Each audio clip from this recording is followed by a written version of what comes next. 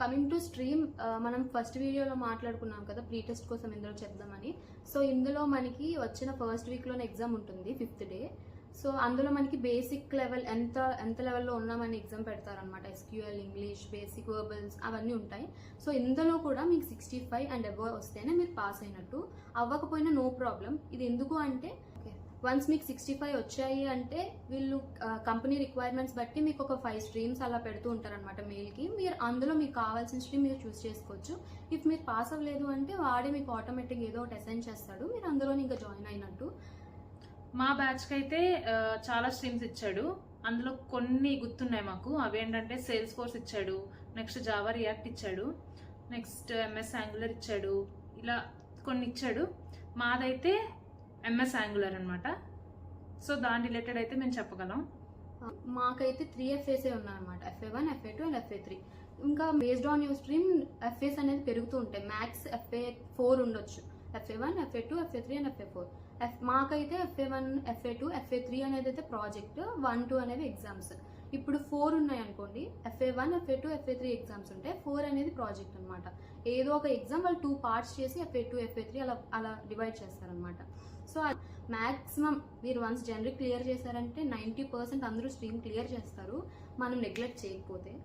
And next మా స్ట్రీమ్కి వచ్చేసరికి MS యాంగులర్లో తిను ఆల్రెడీ చెప్పింది కదా 3 FAs ఉన్నాయి మాకు. అండ్ FA1 వచ్చేసరికి మాకు బ్యాక్ ఎండ్ అయింది, FA2 వచ్చేసరికి ఫ్రంట్ ఎండ్ అయింది. బ్యాక్ ఎండ్ అయితే మాకు ఈజీగానే అనిపించింది. ఏ టాపిక్స్ కవర్ అవుతాయంటే ఎంటిటీ ఫ్రేమ్వర్క్, కోర్, ఇలా పర్టికులర్ టాపిక్స్ అన్నీ ఉంటాయి బ్యాక్ ఎండ్కి, అది కవర్ అయ్యాయి. API కోసం వాటి కోసం చదివాము. నెక్స్ట్ ఫ్రంట్ ఎండ్కి వచ్చేసరికి యాంగులర్ అయింది. యాంగులర్కి వచ్చేసరికి యాంగులర్ ఫర్ .NET డెవలపర్స్ ఇలాంటి కోర్సెస్ అయితే మేము చేసాము ఫ్రంట్ ఎండ్ కోసం. నెక్స్ట్ FA3 వచ్చేసరికి ప్రాజెక్ట్ వచ్చేసరికి గ్రూప్స్ కింద డివైడ్ చేస్తారు. స్ట్రీమ్ అయితే యాక్చువల్గా 45 days ఉంటుంది అనమాట డ్యూరేషన్. అండ్ నెక్స్ట్ FA3కి వచ్చేసరికి మాకు ప్రాజెక్ట్ అయింది. ప్రాజెక్ట్కి గ్రూప్స్ కింద డివైడ్ చేస్తారు. ఒక గ్రూప్కి 4 members అలా ఉంటాం మాక్సిమం. ఆ 4 members-లో 2 members బ్యాక్ ఎండ్ మీద వర్క్ చేయొచ్చు, 2 members ఫ్రంట్ ఎండ్ మీద వర్క్ చేయొచ్చు. గ్రూప్కి 4 members ఉంటాం మినిమం. 4 members-లో 2 members బ్యాక్ ఎండ్ మీద వర్క్ చేయొచ్చు, 2 members ఫ్రంట్ ఎండ్ మీద వర్క్ చేయొచ్చు. అది మన ఇష్టం. లేదు నలుగురం both back end and front end మీద చేస్తాము అంటే అలా కూడా చేయొచ్చు. అండ్ మనకి డ్యూరేషన్ అయితే చాలా తక్కువ ఉంటుంది ప్రాజెక్ట్కి. SC రోల్కి వాళ్ళకైతే కంప్లీట్గా 1 week ఇస్తాడు.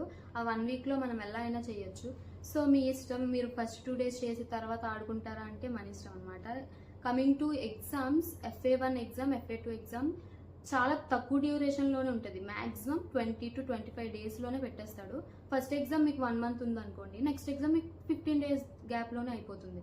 సో మీకు స్ట్రీమ్ అనేది చాలా తక్కువ డ్యూరేషన్ ఉంటుంది. సో ఉన్న డేసే అలా యూటిలైజ్ చేసుకుంటే ఎగ్జామ్ అనేది ఈజీగా కవర్ చేయొచ్చు. అండ్ పాస్ అవ్వడం కూడా easy stream compared to generic. ఈ స్ట్రీమ్లో రీటెస్ట్ విషయానికి వస్తే ఇందులో 2 attempts మాత్రమే ఉంటాయి. జావా వాటికైతే 3 ఉంటాయి. ఇక్కడ మీరు ఎగ్జామ్ ఫెయిల్ అయితే మళ్ళీ ఇంకోసారి మాత్రమే పెడతారు. అక్కడ కూడా మీరు ఫెయిల్ అయితేనే టర్మినేట్ చేస్తారు. మ్యాక్స్ అక్కడి వరకు వెళ్ళరు ఎవ్వరు. సెకండ్ అటెంప్ట్లోనైనా క్లియర్ చేసేస్తారు.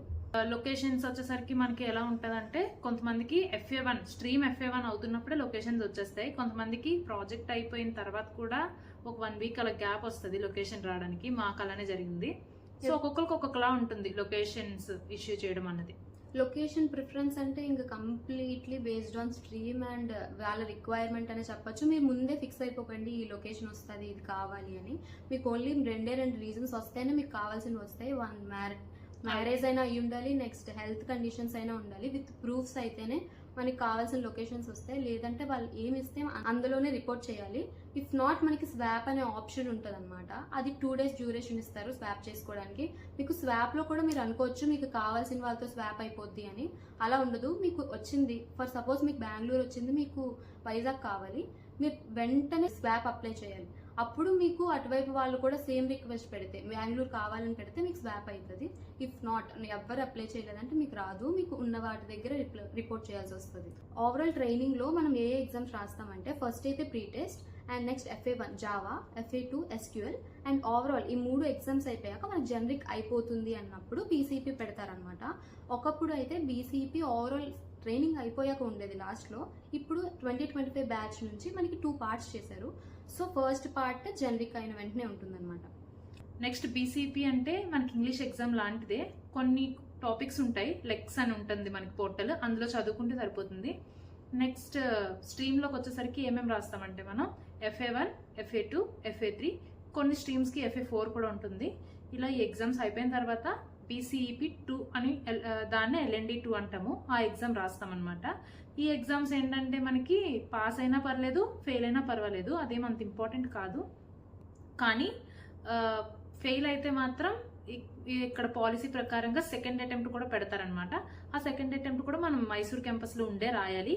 అండ్ నెక్స్ట్ ఇదేంటంటే BCEP ఫెయిల్ కానీ అయ్యామంటే ఫస్ట్ ఎగ్జామ్ ఫెయిల్ అయినా సెకండ్ ఎగ్జామ్ ఫెయిల్ అయినా మనకి స్ట్రీమ్ మొత్తం అయిపోయిన తర్వాత రీటెస్ట్ ఉంటుంది అనమాట. BCEPకి కూడా పాలసీ ప్రకారంగా రీటెస్ట్ ఉంటుంది. కానీ అది ఫెయిల్ అయిపోయినా కూడా మనకి లొకేషన్ ఇచ్చేస్తాడు, పోస్టింగ్ కూడా ఇస్తాడు.